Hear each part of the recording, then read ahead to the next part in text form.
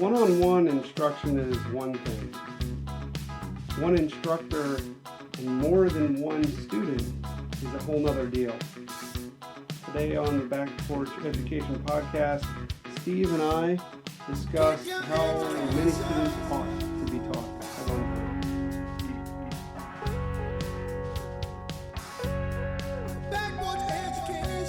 Good evening, good morning, good afternoon. Give me a minute. I don't have a Frost poem at the ready. Okay, so it's gonna, but I'm thinking by the end of the episode, Steve, something will strike me. It'll take me a minute to get off the floor. So no poem. Now I don't know what to do. This is confusing to me. Oh, this is scary. How do we begin? Oh, let's. We normally segue so easily from poem to. No, we want to jump in and discuss a common problem, and we kind of have two audiences to some extent with this podcast: those who are educating at home, and those who are more the traditional classroom teacher. But this is a subject for both of them. Yep. In many regards, I have spent most of my career teaching in schools that sort of have to keep the doors open by taking a very wide range of students as to abilities, backgrounds, proclivities, and put a good number of them into one room. Yep. And assign a subject to the teacher and say good luck. Yeah. And so a lot of my career has been trying to figure out how to not leave anyone behind and not bore anyone that could be way out ahead. So there is that discussion, I think, in this topic. Yeah. And then there's sort of the home education. You know, it's fewer students, perhaps, so to speak. You might only have 3 or 4 or 5 children that you're trying to teach, but the age problem, right? Yeah. Now you've got maturity, age. I got a kindergartner and a 3rd grader and an 8th grader. What do you? Where do you aim? You pray. And of course, kindergarten, 3rd, and 8th. I purposely chose 3 of the more difficult years. Man. If you can teach 3rd grade, you can teach anything. But let me throw it to you first, Jason. What's a principle that would stand out here to get us started when it comes to this kind of a situation? Yeah. So I think when it comes to first let me start here. Don't beat me up about this. Because I'm a little embarrassed that I know it, but the fancy educationese word for this is differentiated instruction. Correct. Right. And you know it too. Oh, I hear a lot about it. Okay. Well, so in this world, right, of how we're, I bring up the term only because I do think that it is an interesting and particular way of thinking about this situation, right? And maybe by the end of the podcast, we can come up with other terms that we think are get at the problem a different way, or get at the situation a different way, label it something else. Because I think when you label it differentiated instruction, then you're already off on the wrong foot. Oh, well, explain that. Okay, so when you say that each of my students needs, I don't want to paint them into a box, the sort of other side, but without trying to be uncharitable. If you say each of my students or groups of my students require different things, you're already really hard pressed to deliver that because you're only one person. Additionally, I would disagree. I don't think that different students, yes, they are different humans, but I don't think that they do need something or require something or would benefit from something different.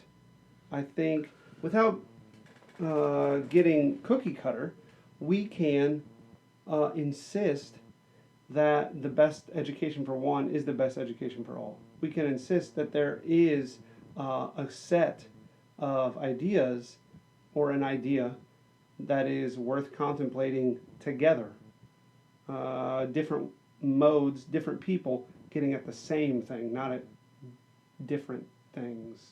Yeah, I think the differentiation is usually speaking about ability and the fact that in any given classroom setting, Yeah, a graded setting where they're all, let's say, 10th graders, right, there's kind of that baseline, a 10th grader should be able to do X. right, What do you do about those that, for various reasons, can't get up to X? right. Or are at 3x. Right, or at Z, Yeah. at a higher level, Yeah, where do I, if they're above that baseline, do I just leave them be? Leaving a student be is Yeah. always a nervous thing. oh, absolutely. And leaving anyone behind, just I can't really help you and keep everybody else occupied. And so it is a problem. Yeah, I agree that if you alleviate the problem by basically creating, I'm going to say, 3 classrooms in one, yeah, right, that isn't a solution because the one teacher has now got to try and teach in 3 levels at once. right. Obviously, and many why did you cut schools. it? Yeah, sorry, I don't mean to cut you off, but why did you cut it into 3 instead of 4 classrooms, or 3 instead of 2, or 3 instead of 20 if there are Right. 20 kids in the Right, classroom? right. Like, And I'm you've just, only done that because it can there's the help. middle Right, and those lagging behind that and those ahead of it. right, And even, you're right, if there's 20 kids in the class, it's not that you have just 3 performance levels. You have a continuum of performance levels. absolutely. With a broad spectrum of reasons behind why they're performing the way they're performing. Yes, It is not, it can never be just about ability. Correct. I've had very capable students fail my classes over a motivational issue yeah, or over a season of life issue. yeah, sure, of course. I can think of one young Family. man that went through the death of a grandfather, and there for a good semester and a half, he wasn't his normal self. He was in the midst of grief. He was dealing with something that life had thrown at him, and for a little while, his normal, high-performing self wasn't there. Yeah, And nobody sort of knew what to do because this is a kid, straight A student that's suddenly failing. yeah. What do you? So Right, that requires and he doesn't something. need a talking to. Right. Like he's not going to benefit from the carrot or the whip. Right. Well, Right. The typical motivation for him was high grades, and at that point, it had disappeared from his mind. He had other things occupying Right, it, but right. he was well aware Yeah. that. I mean, if you sat him down for a talking to, he'd give you most of your points. Yes. You know, I know, Right. I know. But so I would, I guess right out the bat, Mm-hmm. I don't think there's a formula to kick in here. Yeah. I think that the principals have to include a good, thoroughgoing knowledge and relationship with your students, Absolutely. made much easier and I would say even more valuable if it's in a home education setting. These are your children. Mm-hmm. Mm-hmm. I would warn the home educator against trying to somehow, we've talked about this before, but formalize the home setting Yeah. into a school setting. Right. The reason for different levels of performance is known to you. It's age. Right. You know? Right. Like my 5-year-old and my 13-year-old are just better not be Right. at this. Well, if the 5-year-old's up there with the 13-year-old, then Yeah. okay, Maybe maybe we don't. It's not yeah. such a problem. but I do think one of the first principles is a good, earnest desire to know that you know this student, Right. rather than just making assumptions. Right. But that doesn't really. I would guess most listeners are going, well, duh. Sure. Where do you move beyond that, it's almost, I think, at this point where we need to deal with one scenario or the other and come back to the other, because they're not going to be solved in the same No. ways. Right. So you kind of dealt with the in-class multiple levels of performance Yes. within an age group, Hmm. all of which obviously aren't, even though they might all be 15-year-olds, Yeah. not every 15-year-old's at the same level of maturity. So, again, you're going to have to know them and understand, well, the reason for this student lagging behind is less about their ability to learn the material and more about personal management skills Yes. or motivation or the fact that they're working every night for their dad on the farm. Or it's still going to be an almost case by case Yeah, setting. it's got. I mean, it's got to be. I think. Like how are you going to get around that? You know, I guess I just. Well, a good teacher, Yeah. let's just stick with writing, which you and I both teach, Okay. Sure. is not going to be as concerned. I mean, you have your minimum standards, whatever those might be. Right. And someone not coming up to that, we would typically deal with outside the class with additional help. Right. Right. I wouldn't slow the whole class down Mm-hmm. to keep pace with Johnny, who's just not. He needs extra help. He doesn't need to be the pace of the whole class. Right. And then conversations can be had about whether or not he's properly placed. Right. But I would start by additional time with him outside of class, trying to get him to that minimum. Right. And additional work for him. Right. Sure, absolutely. Hopefully, I mean, I guess it depends on the grade, but the age, the maturity of the student. But I would think that initially it's going to be, if you think about Adler's fact, skills, ideas, Mm-hmm. well, what are you lacking? Are Right. you lacking facts? Here, kid, read the book. If you're lacking skills, then here's training in the skills. Practice these skills. Right. And if you're lacking contemplation of the ideas or a grasp of the ideas, come on in. Well, no, Let's yeah, talk. that's the exciting thing Right, to me. yeah, exactly. The glue is the ideas, Right. right? Right. And I see this all the time with my seminar. You mean the glue in the writing or the glue in the conversation? In forming a unified class. Mm-hmm. Yeah. Okay. Good. So Right. one writes at this level and another at a much lower level. Obviously, the better writer might be able to make some peer review comments to help Of course. the one struggling.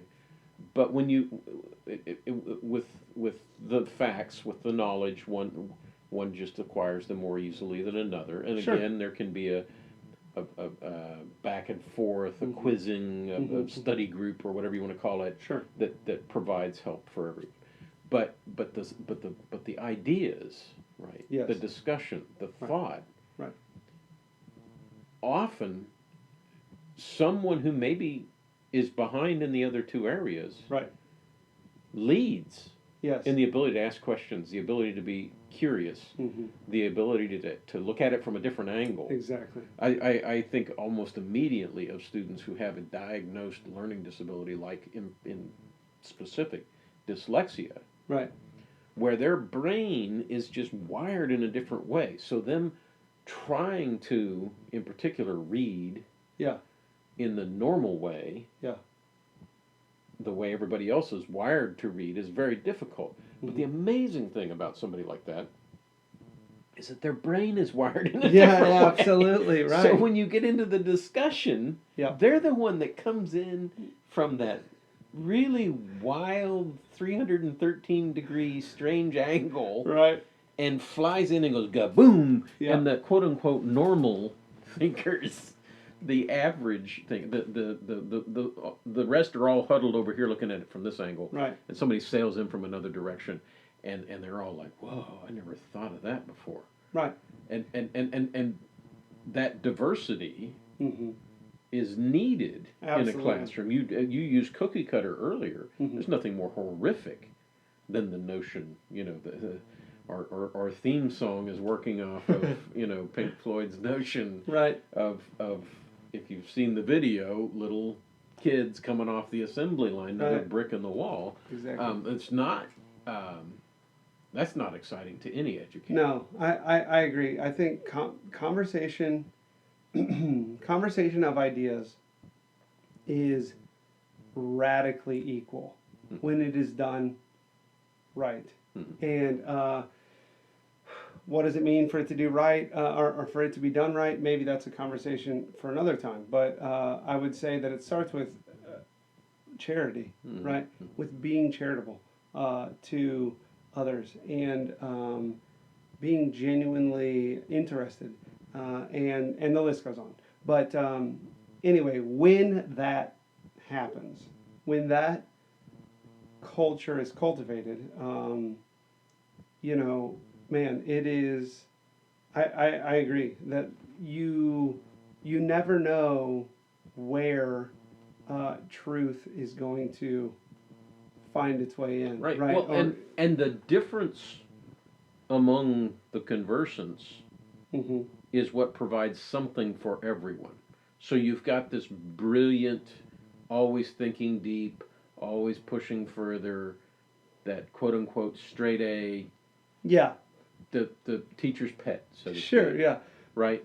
And you'd think that sitting in a good conversation would be boring for them because of all of these dolts that are sitting here, you know. And yet, if done, as you said, if done properly, th- their position is from above, right? And Sure. so as they try and think through the idea, Yeah. that if it's done properly and it's the big ideas Right. can never be mastered, Yeah. can never be wrestled to the ground and there. We know everything there is to know about justice or Nobility. Right. love is done. Yeah. We've finally figured it out, right? Regardless of their ability, they're still under the idea. Yes. The idea is bigger than they are. That's right. So they're still trying. There's things they're trying to figure out, and these dolts, which I Yeah, don't want to sure. call them that, Sure. but these ones below the teacher's pet Student, yeah. are benefited from hearing whatever that person's saying, but the one up above benefits Hmm. from revisiting in a different way Right. the lesser ruminations Right. of somebody who's and I see this because I've taught my seminar class a number of times now. I know these works better than these kids that are going through it the first time. Sure. But my hardest struggle in that class is shutting my mouth. Because Plato and Pieper and Augustine and Camus and all these dudes, de Tocqueville, are fascinating to me. Yes. And if I'm not careful, I forget that it's for the students. Yep.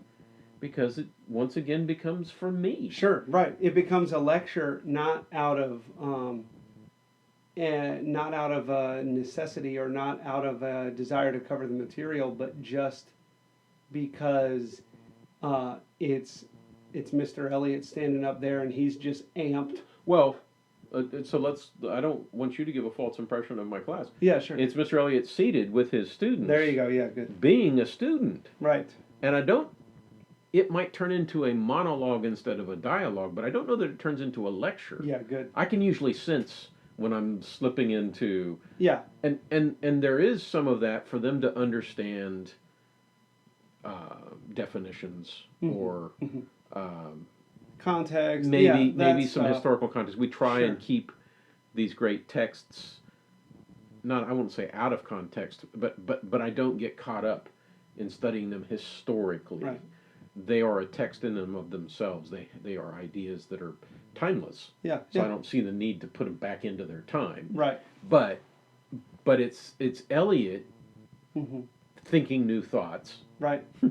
and wanting to express them. Yep. Because I love conversation. Yep. And then remembering, but this is these But guys' if other first time. people want to love it too, Yeah, then I need to it's- just can it. Right. I have this teacher mantle on that Right. I get the time if I want it. Yeah, man. So yeah. the just sort of in line with that, my second or third year of teaching, I taught the Euthyphro dilemma, out of Socrates, out of Plato's Euthyphro, which is Socrates and his dialogue with Euthyphro. Anyway, the in particular dilemma is not that important, but um, the that moment, because we talked about it for a long time with a seventh graders, um, and you want to talk about overestimating your students. I think I did, right, in saying go nuts. It's the Euthyphro dilemma, right? Like, what are the moral groundings of goodness? But uh, it was for me so amazing because I remember um, standing and sort of, I mean, it's seventh graders, so I'm doing some sort of traffic cop. Hmm. Yeah. Come on, you come on. Okay, now you stop. Now you go. Now you go. And we're having this conversation, and this dilemma, this debate, which I had been over in my philosophy courses many a times, I had been over with my buds many a times. Uh, one of the students said something, and I stood at the board, sort of dumbstruck, like, huh. And so the kids, they kind of do the 3 to 5 second, this is okay, and then they kind of start to get nervous, like, do we need to call the EMT or something? And they say, Mr. Dolan, what's going on? And I said, no, no, no, it's okay. I think I'm changing my mind, right? Like I think I'm actually working through this and genuinely swapping. Mm-hmm. That may be scary. I don't know, to other teachers.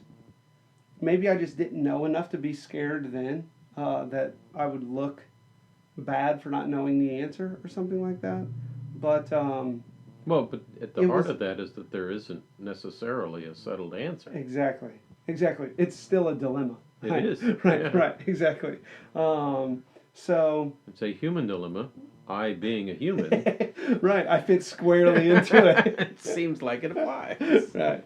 So, yeah, that's I don't know. Perhaps we've strayed a bit, but that moment in particular was a good one, and I guess for me it shows or it highlights the extreme between. I had students in that class who really didn't give too much of a care, and I had others who were both tremendously able and highly motivated. And I, being a grown man, was far more equipped than any of them. And yet, in that moment, we were all partaking. Yeah, and, Right. and you have to say something too.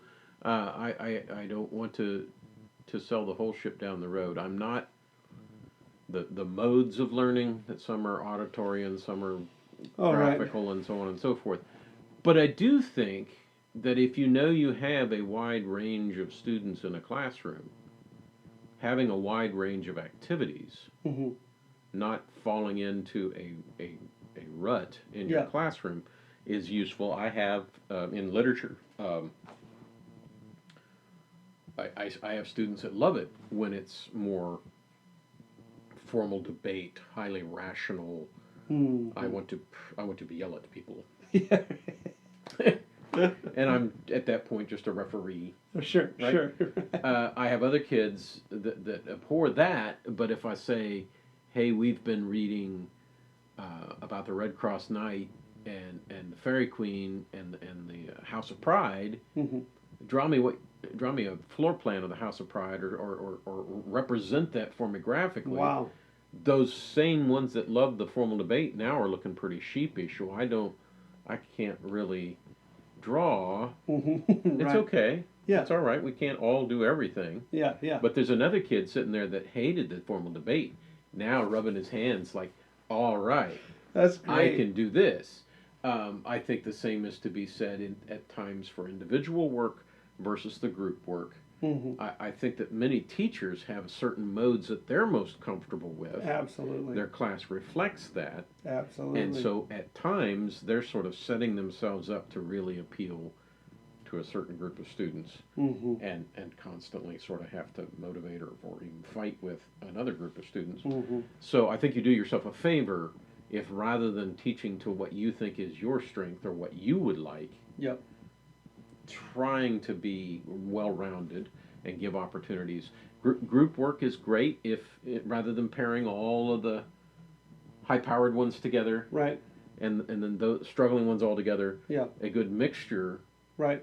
and then proper supervision, where at least what I often see is they understand the differences in the room between themselves if they're Right. familiar with Right. one another. Right. And so the stronger student helps along the weaker, and it's much more ennobling for him to experience that Yep. than he's got to go up to the teacher and get that extra help now while Yeah. the rest of us do our thing. Right. So, but I wouldn't recommend, dividing them up physically and having a group that everybody knows doesn't have as much expected of them, Yeah. Right. and another group that's constantly feeling as though, why do we have to do so much more than anybody else?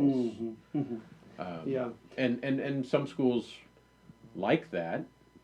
We play the weighted game where we have honors classes. Yep. And we have college prep, and now we've kind of got a, I don't know what you'd call it, normal. Yeah. Okay. You can't call it Right. underachieving or something like that. But they're trying to put more like kids in a class together, especially in something as differentiating as, say, math. Yeah. Or English. But I don't know that I'm pleased with that. I enjoy the like I get 18 in a class right now that are strung out all over the ability spectrum, and they are better. Yes. Than I've got a class of 8 that are almost identical in ability. Right. We can move faster. Sure. If that's your goal. Yeah. But the other class is going to take a lot longer to get through things, but we're going to get through it all in a lot more interesting fashion. Right, exactly.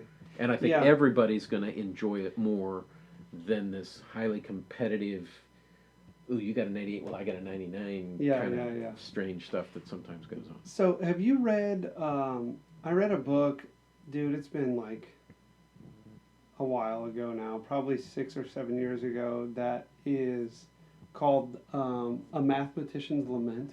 No. Okay. So it's a book by a guy named Paul Lockhart, and I don't remember a ton about it, but I do remember enjoying the book quite a bit, and I do remember one of the things that he says in there, in his book. He says, somebody says, well, wait a minute, like if you broke up the graded nature of math, you're in the normal class, you're in the gifted class, you're in the AP class or whatever. Right. If you broke that up, then you wouldn't be able to teach math the same way or something like that. And Lockhart says, well, we haven't taught math in years. Right? That essentially that now what we have done, oh gosh, I just don't remember that he said this, but the sense that I got from reading that book is that essentially what I remember him saying is that we have eviscerated math of the ideas. Right. And we have made it entirely a class of skills. Function. Yes, functions, exactly. And when you then, when it's just a skills game, then all you do is divide the students by skills, and boom, you're off to the races. Right. That's bad. Yeah, I agree. And you and I don't like that when it comes to English. If it just comes to be about sentence formation and subject-verb agreement and correct paragraphs, and good introductions, then it just becomes, It's a little different, but it's still a skills game. And I don't want to teach that class. Well, the only reason to teach the skills is to get past that to the stuff. Right, exactly. Right. And Exactly. if you've made that the end game, Hmm. he's absolutely right. You haven't taught all of math. Right, Skills are a part of it. right, But, we get past our times tables to get to the really interesting stuff. exactly. And many students check out of math about the time it starts to get interesting I completely agree. because they have been taught wrong. I completely agree. Yeah. So I subbed for ninth grade math a couple weeks, or like last week. They let you? They did, yeah. Wow. Well, then it wasn't a let as much as a desperately needed. And so they said, the math teacher said, so can you teach my ninth grade math? And I said, I will, but on one condition. She's like, oh, okay. So I said, I don't want to use your stuff. I want to just it's the last day before fall break. Just let me go in and do what I want to do, right? And it was a lot of fun, to talk not about equations. Like, what do you do when there's not an equation? When you have a problem, but you have no idea what equation you're supposed to use to find the solution. Well, you got to build an equation. How do you do that? That's math, right? Like, now, come on, man. Yeah, like, that's fun stuff. Start with Euclid. Right? His first sentence: a point is that which has no parts. There you go. A point is that which has no parts. Yeah. And you start there. Yeah. And you just keep thinking. Right. And before long, you're doing stuff in geometry you'd never dreamt of in a quote unquote typical class. Yeah. It is an interesting thing to look through. Well, let's shift gears before we end. Yeah. And take a quick shot at those who are not facing several kids of the same age with different skills. Mm-hmm. But I've got a class, I've got a home. Yeah. That has several different ages. What do you do? Right. Okay. So straight off the bat, I would say you're going to have them again next year. Probably the plan is to have them again. Yeah. So it's a marathon, not a sprint. Exactly. So don't fret. Second, I think this applies actually to both. Prioritize. Like, whatever. Right. What do I do? Well, do the most important things. What's most important to you? What's most important in your child's education? Do those things. And if it takes your child, if you're like, look, I've got 3 hours to devote each day to my 3 kids' education, and I can't figure out a way to do it other than to teach them one-on-one. Okay. Then I'm not going to say okay to that. Well, even still, I'm like, let's start here though. Let's start here. Take 1 hour for each child, give them one-on-one instruction of the most important things, and then the other 2 hours, when those other 2 kids are sitting there, tell them to do something. And they'll do it poorly at first, but the reason I'm okay with granting it is because I have a sneaking suspicion that when that 8th grader and that kindergartner start talking while you're teaching the 3rd grader, somebody before too long is going to come around the corner and be like, now wait a minute, what about? And then you're back to where you want to be. I see your point. So you're really pushing something that's the word that I would use, which is integrated instruction. Yeah. Okay. I would really be nervous about somebody with 3 kids that they feel each need 2 to 3 hours a day, and so now you're talking 6 to 9 hours for mom or dad or both. Right. Yeah. You don't need to do that. No, I agree with you wholeheartedly. Our conversation earlier set the table for a discussion of ideas. Yes. Right. So skills aren't going to take a great deal of instruction time. It needs alone time within your feedback, Yes. writing, working on math problems, etc. Right. Exactly. I'm going to get too scatterbrained here. Let's start with the core Mm-hmm. that you're basically teaching 2 languages to your children, 3 if you want to teach a foreign language. Okay. But at the heart of it, you've got words and you've Letters got numbers. and numbers. Yeah. Good. So teaching numbers within the context of nature, by that I mean using physical science, chemistry, biology, etc., Mm-hmm. as grist for the mathematical mill. Yeah. Okay, I'm teaching you about the world of number by teaching you about discrete things in nature. Yes. Has already combined what would have been several subjects in school into a probably more arresting and interesting and engaging discussion in the home that doesn't require that they spend 45 minutes on this and then switch to another teacher. You've got one teacher, and at times, this is the other aspect, whether it's with the word, which I would say literature, history, writing, Mm-hmm. all of that can be incorporated. And please, we can do a whole nother podcast on this, but please avoid the nonsense of modern English where I've got to have vocabulary lists and spelling lists and all this crap. Right. Read. Yes. Read well. Learn to look it up if you don't know it. Right. Learn phonetically.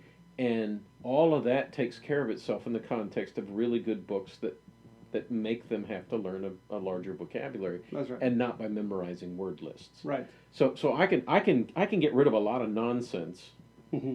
and I can combine subjects, if you will, and get it down to where really, now I'm just asking, well, what about the kindergartner, 3rd grader, 8th grader? Okay, again, with skills, that's individuated.